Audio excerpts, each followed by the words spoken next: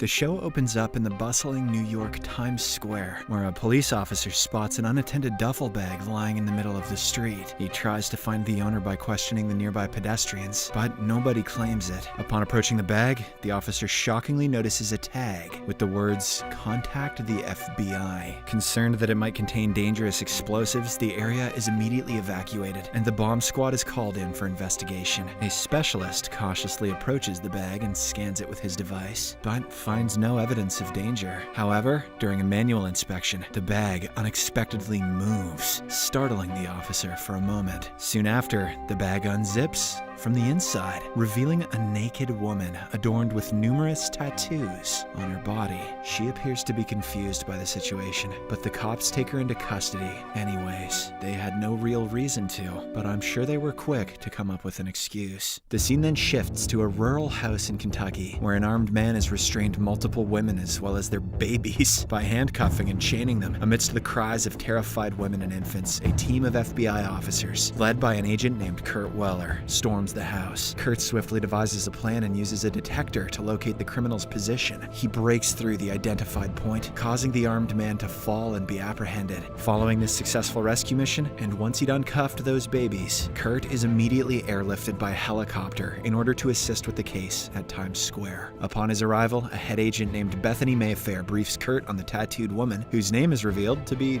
Jane Doe. They are soon joined by a doctor who discloses that Jane has been administered a substance called zeta interacting protein, or ZIP.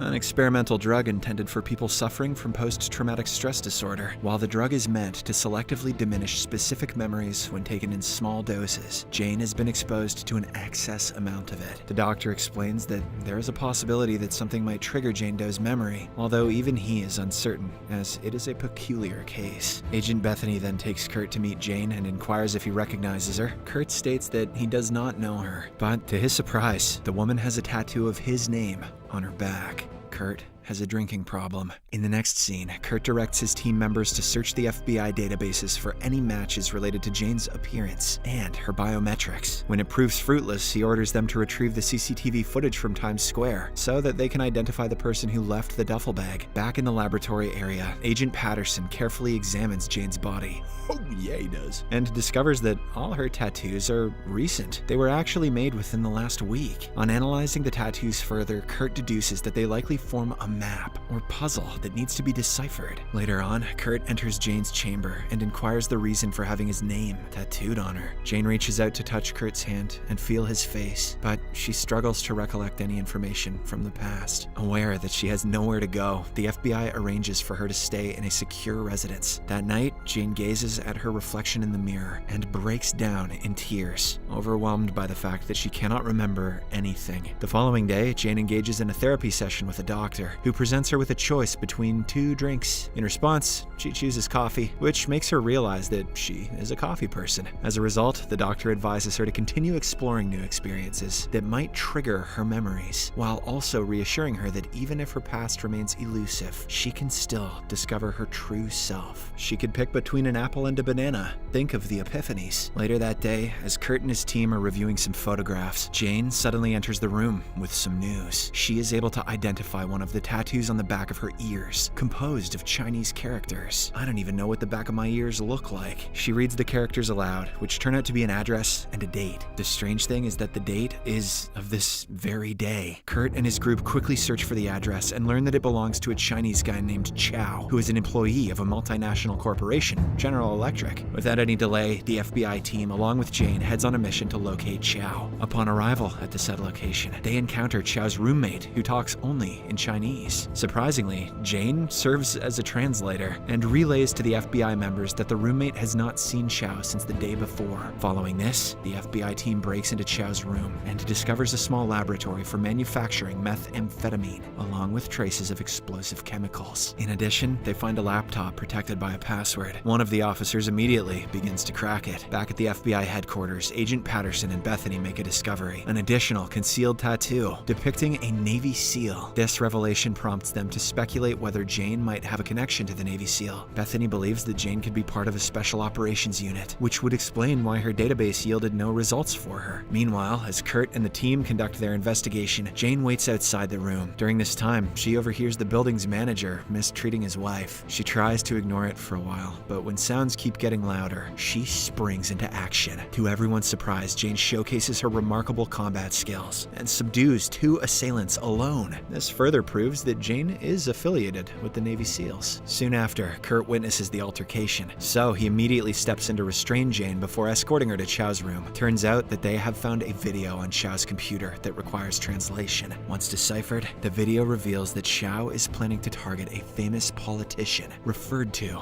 as the Mother of Exiles within the next 3.5 hours. Kurt believes that the intended target is Senator Judith Moore, a vocal advocate for immigration and Chinese trade, as she is the only marquee female politician in New York. After a bit of investigation, the FBI realizes that Chow has powered off his phone and that all of his emails are written in Wenzhou, which is also known as the Devil's language. I'm not sure if that's true, but it sounds offensive. Moments later, they manage to root Chow's phone and reactivate it, enabling them to trace his whereabouts. With this, Kurt and the team head on a mission to apprehend Chow, while Bethany arranges for additional security to protect Senator Moore. In the next scene, the team locates Chow in the subway and discreetly begins to tail him. However, someone manages to warn him about the followers, prompting him to board a train and move away quickly. Kurt, along with one of his colleagues, goes after him, but their efforts are in vain as Chow cleverly uncouples the train and escapes. He also manages to leave behind a time explosive device. Now, with time running out, Kurt frantically orders the passengers to move back, while he himself grabs the bomb and carries it away from the train. He then removes a portion of the C4 explosive, hoping it will lessen the impact. And, just in the nick of time, he hurls the bomb away, averting the potential devastation it would have caused.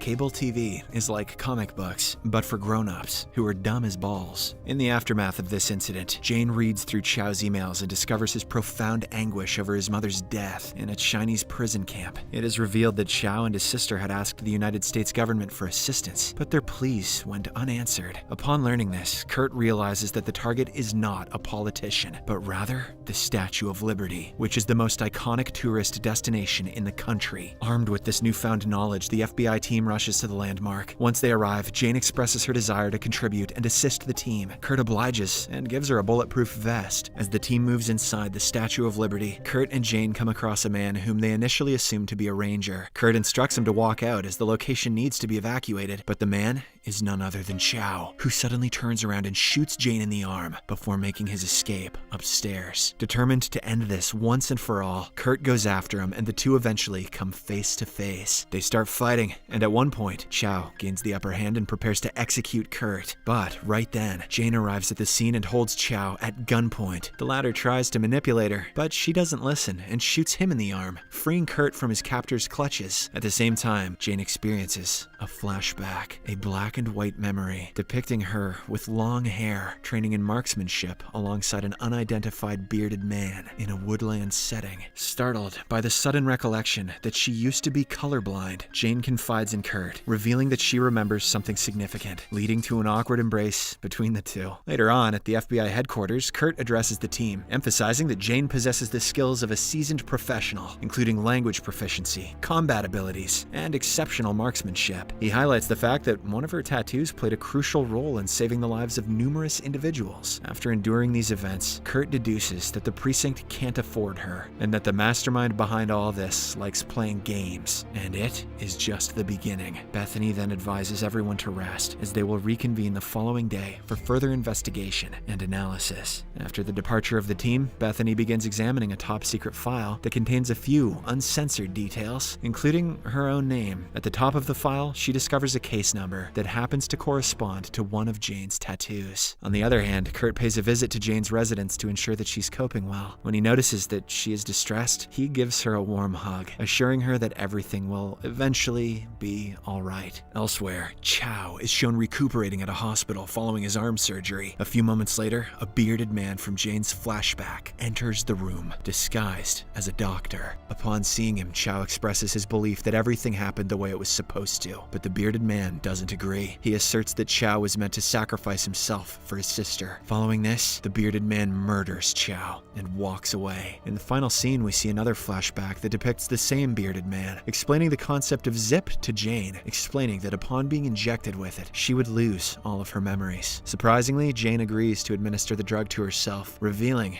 that it was her own decision. She knew that she was going to lose her memories. What's Michael Schofield's excuse? Subscribe for more videos like this, turn on notifications, and leave a like to help the channel out. Thank you for watching.